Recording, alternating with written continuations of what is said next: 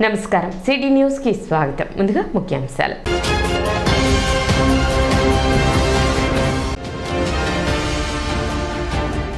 పట్టణంలో ఘనంగా హనుమత్ జయంతి వేడుకలు.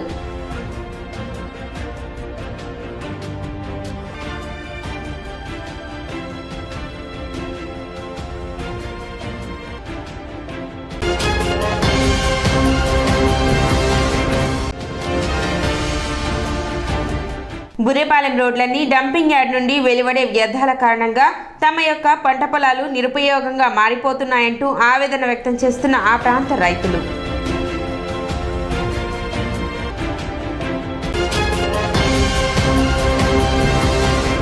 జూన్ 1వ తేదీ హనుమత్ జయంతి సందర్భంగా పట్టణంలో బైక్ ర్యాలీ నిర్వహించారు. సుల్తానాబాద్ నుండి ప్రారంభమైన బైక్ ర్యాలీ పట్టణ పురవీధుల గుండా బోస్ రోడ్లోని చిట్టాంజనేయ స్వామి దేవస్థానం వరకు జరిగింది. హనుమాన్ భక్తులు ప్రజలు పెద్ద సంఖ్యలో పాల్గొన్నారు.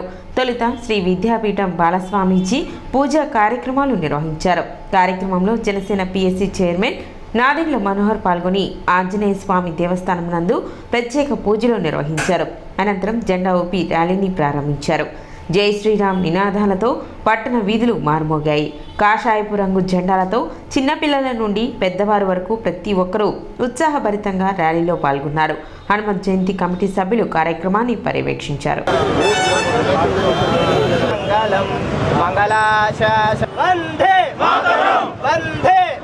సమేత శ్రీరామచంద్ర స్వామి ఆంజనేయ స్వామి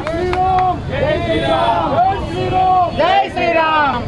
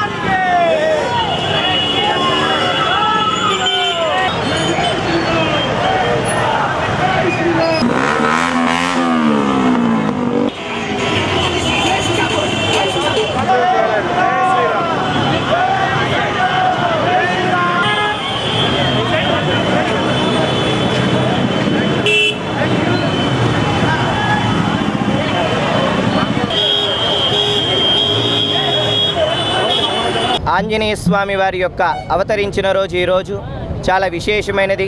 మనకి పరాశర సంహిత అనే గ్రంథంలో కూడా వైశాఖే మాస కృష్ణాయాం దశామ్యాం మందవాసరే పూర్వాభాద్ర ప్రశుద్ధ్యాయ ఆంజనేయాయ మంగళమని పరాశర మహర్షి వారు కూడా చెప్పారు. అలాగే మన పెద్దలు కూడా చెప్పారు. ఆంజనేయ స్వామివారు వైశాఖ మాసంలో కృష్ణపక్షంలో, అలాగే స్వామివారు శనివారం నాడు పూర్వాభాద్ర నక్షత్రంలో జన్మించారు. ఈ స్వామివారు జన్మించిన శనివారం నాడు ఈ సంవత్సరం హనుమాన్ జయంతి రావటం కూడా చాలా విశేషం. గత 2 సంవత్సరాల నుండి చేస్తున్నారు.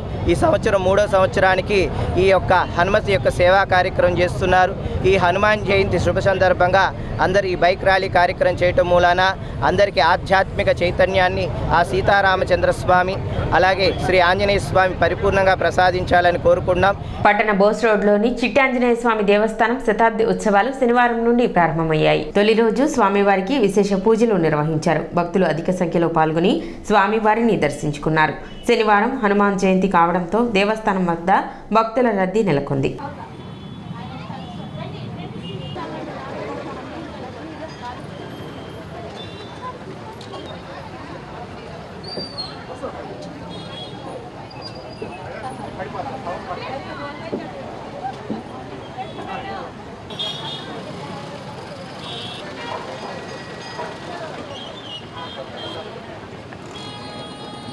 ఇక్కడ 92 సంవత్సరాల నుంచి స్వామివారి సీతారామ కళ్యాణం జరగటం విశేషం. అది 1932లో ప్రబలంగడ సుబ్బయ్య గారు ఆంజనేయ స్వామి దేవాలయం వద్ద ఈ కళ్యాణం ప్రారంభించారు.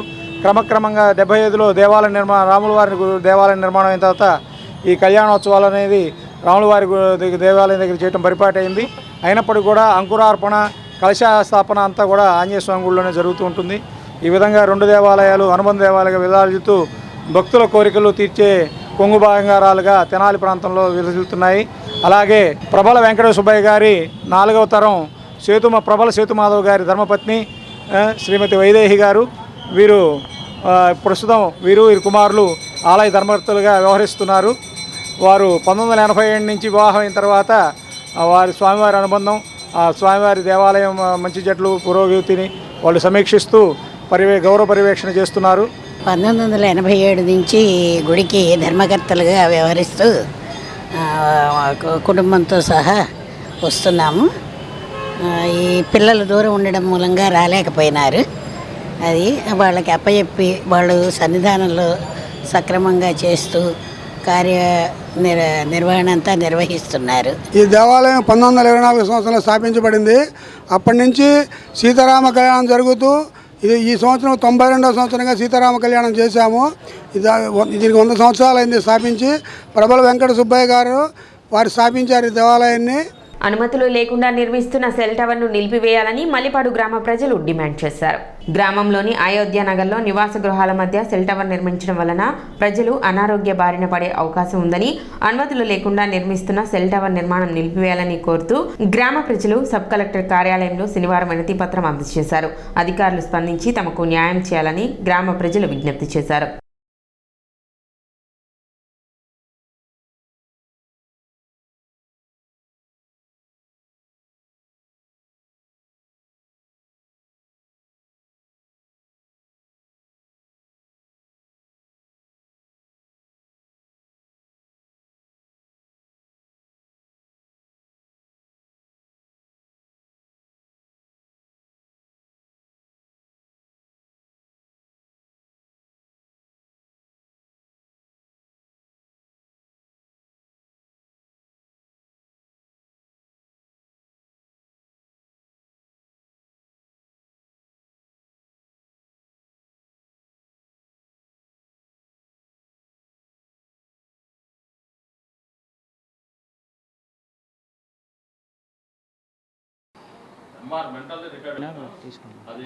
తెనాలి మండలం మల్లిపాడు గ్రామానికి అయోధ్య నగరాన్ని కొత్తగా నిర్మించడం జరిగింది. సంపత్తి రాఘవరాజు అనే ఒక ప్లాట్ యజమాని మాకు ఎవరికి చెప్పకుండా ఎయిర్టెల్కి పనులు చేస్తున్నారు, పర్మిషన్ ఇచ్చారని. యాక్చువల్గా అవన్నీ కూడా రిజిస్ట్రేషన్ ప్రకారము నివాస స్థలాలని చెప్పేసి రిజిస్ట్రేషన్ చేయబడ్డాయి. తర్వాత పక్కనే ఎల్టీ లైన్ 11 kV లైన్ వెళ్తుంది. దానికి కూడా ఇది ఇబ్బందికరము. తర్వాత ఈ సెల్ టవర్స్ వల్ల మెంటల్లీ రిటార్డెడ్ పిల్లలు, మానసిక రోగాలకు సంబంధించిన పిల్లలు, ప్రెగ్నెంట్ లేడీస్ చాలా ఇబ్బందికరము. దీన్ని ఆపుదల చేయాలని చెప్పేసి గౌరవ ఆర్డీఓ గారికి, సబ్ కలెక్టర్ గారికి మేము వినతిపత్రం ఇవ్వడానికి వచ్చాము. మల్లిపాడు గ్రామ పంచాయతీ లిమిట్స్లో ఉన్నటువంటి అయోధ్య నగర్లో ఈ మధ్య సెల్ టవర్ అనేది నిర్మించడానికి పర్మిషన్ వచ్చిందని చెప్పి వాళ్ళు మా మీద దౌర్జన్యంగా సెల్ టవర్ నిర్మాణం చేయడానికి ప్రయత్నం చేస్తున్నారు. మరి స్థానికంగా ఉన్న ప్రజలందరూ కూడా వెళ్ళి ఆ సెల్ టవర్ని నిర్మించే బుల్డోజర్ని అవన్నీ కూడా మేము అడ్డుకున్నాము. తర్వాత ఆ స్థల యజమాని ఏమైనా సరే మేము అక్కడ సెల్ టవర్ నిర్మించేది మీరేం చేసుకుంటారో అని అతను మా మీద దౌర్జన్యం చేస్తున్నాడు. అతన్ని మేము పర్సనల్గా కూడా రిక్వెస్ట్ చేశాము. ఇది ప్రజల నివాస యోగ్యమైన ప్రాంతం, ఇది అందరికీ ఉపయోగపడే ప్రాంతము. దీని ద్వారా మన ప్రజలందరికీ కూడా మంచి ఉపయోగం ఉంటుంది. మంచి ఇప్పుడిప్పుడే డెవలప్ అవుతుందన్న మేము రిక్వెస్ట్ చేయడం జరిగింది. అతనికి పంచాయతీ పర్మిషన్ కానీ ఎట్లాంటి పర్మిషన్లు ఏమీ లేకోకుండా దౌర్జన్యంగా అక్కడ సెల్ టవర్కి నిర్మాణం అనేది జరుగుతుంది. ఈ విషయం మీద మేము సబ్ కలెక్టర్ గారికి వినతి పత్రం అందించడానికని ఇక్కడ ఆర్డీఓ ఆఫీస్కి రావడం జరిగింది. బురిపాలెం రోడ్లో ఉన్నటువంటి డంపింగ్ యార్డ్ నుండి విడుదలయ్యే వ్యర్థాల కారణంగా చుట్టుపక్కల పంట పొలాలు పంటలు పండకుండా నిరుపయోగంగా మారిపోతున్నాయంటూ ఆ ప్రాంత రైతులు ఆవేదన వ్యక్తం చేస్తున్నారు. తెనాలి మున్సిపల్ పరిధిలో ఉన్నటువంటి డంపింగ్ యార్డ్ నిర్వహణ లోపం కారణంగా కొండల మాదిరి చెత్తను నిల్వ చేయడంతో వాటి నుండి వచ్చే దుర్గంధం, పొగ, మురుగునీరు వలన చుట్టుపక్కల ఉన్న రైతులు, ప్రజలు అనేక ఇబ్బందులు పడుతున్నట్లు రైతులు తెలిపారు. డంపింగ్ యార్డ్లో చెత్తను ఎక్కువగా నిల్వ ఉంచడం వలన దానికి ఉన్న ప్రహరీ గోడలు కూలిపోయి 5 సంవత్సరాలు గడుస్తున్నా ఇంతవరకు దాని గురించి పట్టించుకున్న వారు లేరని, దీని కారణంగా డంపింగ్ యార్డ్లోని వ్యర్థాలు వర్షం పడినప్పుడు దాని నుండి వచ్చే నీరు పక్కన ఉన్న పొలాల్లోకి చేరటం వలన సాగు భూమి మొత్తం నిరుపయోగంగా ఉండిపోతుందని రైతులు ఆవేదన వ్యక్తం చేశారు. 2002 డంపింగ్ యార్డ్ నిబంధనల ప్రకారం చుక్క నీరు కూడా డంపింగ్ యార్డ్ నుండి బయటకు రావడానికి వీలు లేదని, కానీ ఇక్కడ అటువంటి నిబంధనలు ఏమీ పాటించడం లేదని, ప్రతి సంవత్సరం పొల్యూషన్ కంట్రోల్ బోర్డు నుండి సర్టిఫికేట్ తీసుకోవాల్సిన అవసరం ఉందని, తెనాలి డంపింగ్ యార్డ్ ఇంత అధ్వానంగా ఉంటే పొల్యూషన్ బోర్డు ఏ విధంగా ప్రతి సంవత్సరం సర్టిఫికేట్ జారీ చేస్తుందని రైతులు మండిపడ్డారు. గత 20 సంవత్సరాలుగా డంపింగ్ యార్డ్ నుండి విడుదలయ్యే నీరు కారణంగా పంటలు సరిగా పండటం లేదని చుట్టుపక్కల రైతులు ఎన్నో ఇబ్బందులు పడుతున్నట్లు చెప్పారు. ఈ విషయంపై అధికారులను అనేక మార్లు కలిసినా ఇంతవరకు ఎటువంటి స్పందన లేదన్నారు. చెత్తను తీసుకువచ్చి జేసీబీల ద్వారా డంపింగ్ యార్డు నుండి తమ పొలాల్లోకి వేస్తున్నారని, అంతేకాకుండా వాటిని తగలబెట్టినప్పుడు పక్కన ఉన్న తమ పొలాలు కూడా కాలిపోతున్నాయని, గతంలో జొన్న, మొక్కజొన్న పంటలు వేసిన రైతులు పంటలు తగలబడి తీవ్రంగా నష్టపోయారని రైతులు వాపోయారు. అధికారులు స్పందించి ఇప్పటికైనా డంపింగ్ యార్డ్ సమస్యను పరిష్కరించాలని రైతులు విజ్ఞప్తి చేశారు.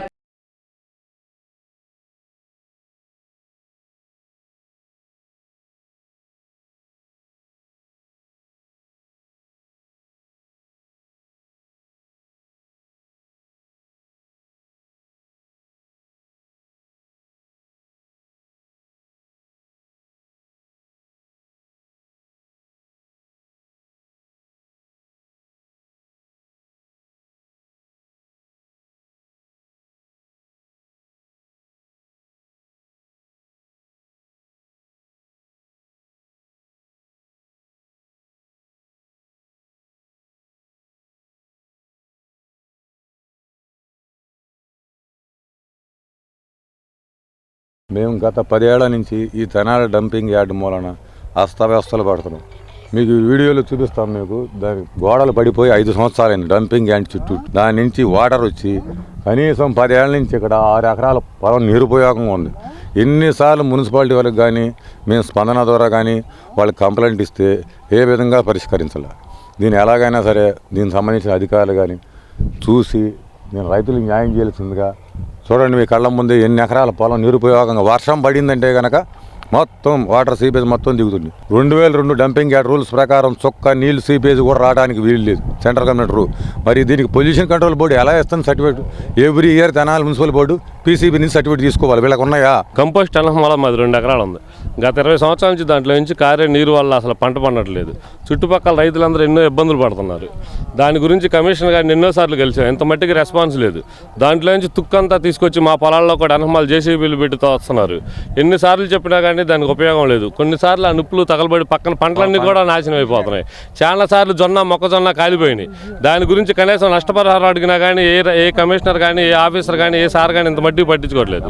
ఈ చుట్టుపక్కల వాళ్ళు తోసి దీనికి ఉన్న ప్రహరీ గోడ మొత్తం పడిపోయింది, కింద పడిపోయి మొత్తం తుక్కంతా కూడా పొలాల్లోకి వచ్చేస్తుంది. ఈ డంపింగ్ యార్డ్ ఇక్కడ పెట్టి 100 సంవత్సరాలు అయింది. కనీసం పక్కన ఇళ్ళకు కూడా ఎంతో ప్రాబ్లం ఉంది. ఇక్కడ నుంచి వచ్చే పొగ వెనకమాల ఐతానగరం ఇటు పక్క నందులపేట చివరి దాకా వెళ్తుంది. దీనివల్ల పొల్యూషన్ వల్ల ఎంతోమందికి ఎన్నో రకాల అనారోగ్య సమస్యలు అన్ని రకాలుగా వస్తున్నాయి. కాబట్టి దయచేసి దీన్ని ఏదో రకంగా తీసేయాల్సిందిగా కోరుతున్నాం. కళ్ళ ముందు కనపడుతుంది, ఇంత నష్టం జరుగుతుంటే ఎవరూ పట్టించుకోవట్లేదు. ఇన్నేళ్ళ నుంచి మనం ఏదో పర్యావరణం అని చెప్పి అయ్యని ఇయ్యని మాట్లాడుకుంటున్నాం, కానీ ఎవరైనా రెస్పాండ్ అవుతున్నారా? పంటలన్నీ నాశనం అయిపోతుంటే ఇంకా కళ్ళ ముందు కనపడతా ఇంకా మాటలు కూడా అనవసరం. క్లియర్గా కనిపిస్తుంది కళ్ళ ముందు ఎంత నష్టం జరుగుతుంది ఏంటనేది అందరికీ కనిపిస్తుంది, కానీ ఎవరో రెస్పాండ్ అవ్వట్లేదు. దయచేసి కొంచెం దృష్టి పెట్టవలసిందిగా కోరుకుంటున్నాం దీని మీద. తెనాలి పట్టణం బుర్రపాలెం రోడ్డులోని వారాహి బజాజ్ షోరూంలో Bajaj Chetak electric scooter launching కార్యక్రమం శనివారం ఎంతో సందడిగా జరిగింది. సరికొత్త లుక్స్ తో అత్యాధునిక టెక్నాలజీతో ఆకర్షణీయమైన రంగులతో ఉన్న బజాజ్ చేతక్ ఎలక్ట్రికల్ స్కూటర్ను పట్టణానికి చెందిన పలువురు ప్రముఖుల చేతుల మీదుగా మార్కెట్లోకి విడుదల చేశారు. Bajaj Chetak electric scooter launching కార్యక్రమానికి dal mill association president Namburu Venkatakrishnamurthy, Indian bank manager N Sairam, Axis bank manager Pradeep, Shriram finance TM Venkateswararao, Bajaj finance CS M Ramakrishna తదితరులు ముఖ్య అతిథులుగా హాజరయ్యారు.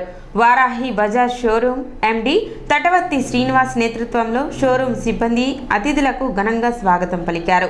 ముందుగా సాంప్రదాయబద్ధంగా జ్యోతి ప్రజ్వలన చేశారు. అనంతరం అతిథుల చేతుల మీదుగా బజాజ్ చేతక్ ఎలక్ట్రిక్ స్కూటర్ను మార్కెట్లోకి విడుదల చేశారు. ఈ కార్యక్రమంలో వారాహి బజాజ్ వివిధ బ్రాంచ్ల ఇన్ఛార్జీలు, షోరూమ్ సిబ్బంది, సబ్ డీలర్లు పాల్గొన్నారు. ఈ బజాజ్ షోరూమ్ వారాహి బజాజ్ షోరూమ్ తెనాలి నందు బజాజ్ ఎలక్ట్రిక్ షోరూమ్ను లాంఛనంగా ప్రారంభించడం జరిగింది.